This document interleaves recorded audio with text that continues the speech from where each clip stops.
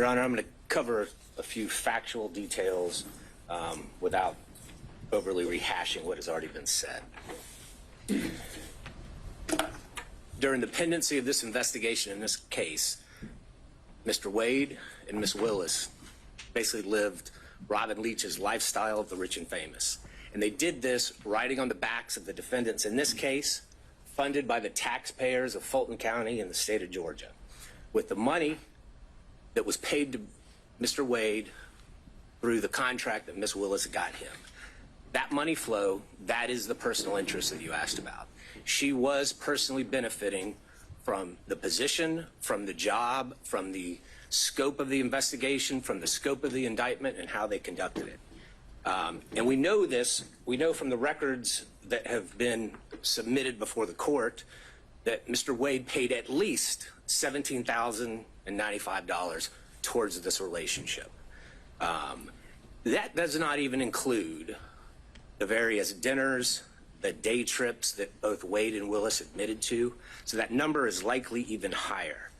We know from the documents that Ms. Willis only paid $1,394 for an airline ticket. We know from Ms. Yurdy, who was pretty much uncontested, there was no evidence presented by the state disputing her time frame, that that relationship started in 2019. She saw them kissing, she saw them hugging. Now, whether or not they had sex before January of 2022, I do not know. They admitted sometime in early 2022, and I found it curious that they both, Wade and Willis, just went straight to the sex. So maybe that's when they started having sex. I do not know. But the relationship predated that. And their combined and overly suggestive focus on that is a red herring to this court and to the defense, that that's what they want you to focus on. They want you to ignore all the evidence that the relationship predated that. The relationship started in 2019. The relationship continued through 2020. The relationship continued through 2021.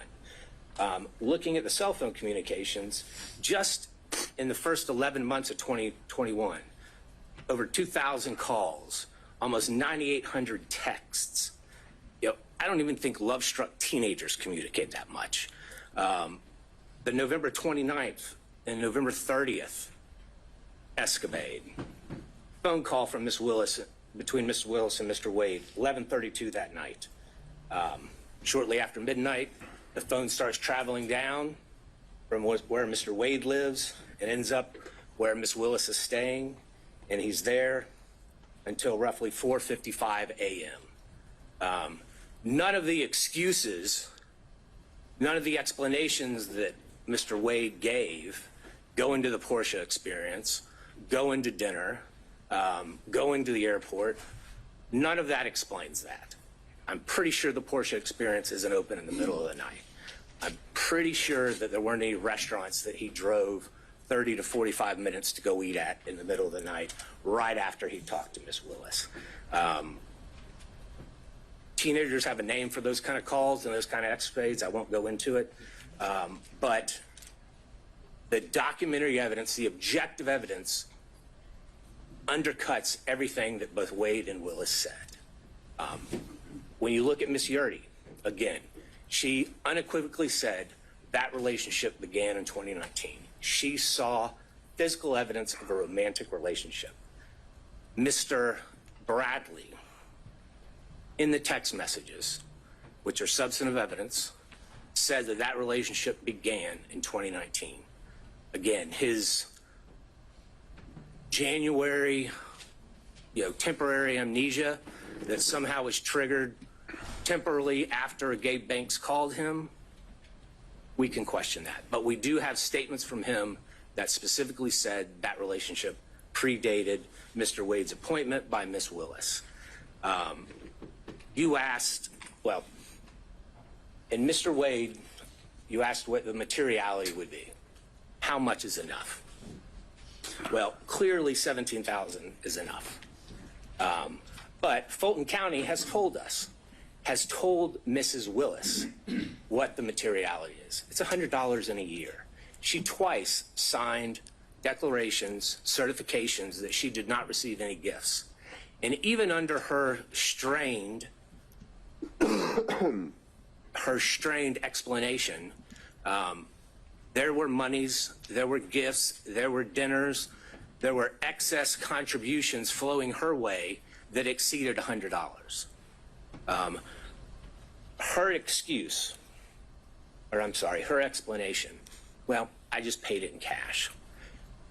That just does not stand to reason. It does not hold up to the light of truth. Anyone that has ever been in a money laundering trial, a forfeiture trial, if that's the explanation we give the state, they laugh. Oh, I just gave cash. I have no records for it. I have no source for it. The only thing that she could say that was a source for the money, because at times she said she was down to $500 to $1,000. The only explanation she have is, well, sometimes I go to Publix and I may get an extra $50. That shows up on your debit card or your credit card. Did they bring those records in? No. Did they bring her bank accounts in? No. Did they bring any documentary evidence in? No, they did not. And why is that important, Judge? Yes, the burden is ours. But under OCGA 24-14-22, if a party has evidence in such party's power and within such party's reach, by which he or she may repel a claim, and they had that power, Ms. Willis had that power, Mr. Wade had that power, that they can repel the claim that we have made against them, but they omit to produce it, or if they produce weaker evidence, then you, as the fact finder, Judge, it is in your power to disregard that, and a presumption arises that that documentary evidence that is in their possession that they failed to produce supports our claim. And that is something that the state relies on regularly in criminal trials. And that is something that the court should rely on in this case when formulating its factual findings. And we know that both Mr. Wade and Ms. Willis have some difficulty expressing the truth when it comes to their relationship in these cases. We know Mr. Wade lied in his interrogatories multiple times. We know Ms. Willis falsely certified that she hadn't received any gifts from anybody. And Mr. Wade clearly was a prohibited source. He was someone doing business with Fulton County. Anything over $100 in a year, she had to put down, and she put zero. And it defies imagination that she could somehow forget about all these trips, all these dinners, all these day trips, and not put that money down. You had asked, I think it was Mr. Gillen, did she say in that church speech or anywhere else that the defendants were guilty? And I think she did in that church speech. She said in that church speech, and she was talking about a conversation that she apparently had with God, talking about herself. She said, this leader has a trial conviction rate of 95%.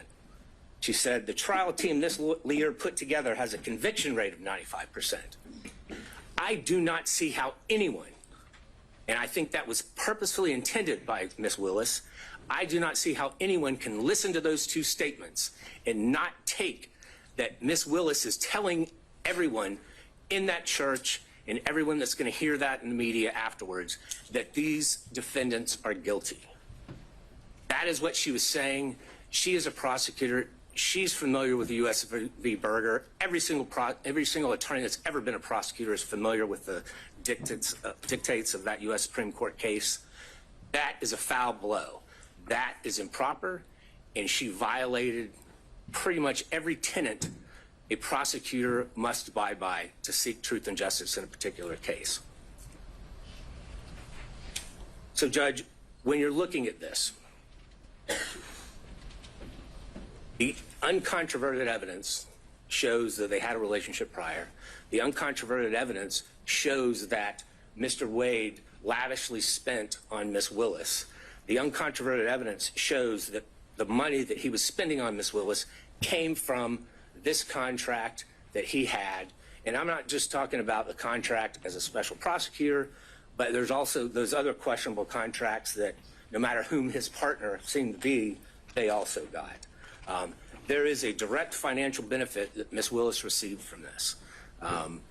And Judge, looking back at what Judge McBurney said, if merely hosting a fundraiser for a political opponent of a putative defendant creates not only the appearance but an actual conflict, then what Ms. Willis has done since then in this case creates an actual conflict. But again, as prior counsel has stated, we only need to show the appearance of a conflict. And we have done that by a preponderance of the evidence.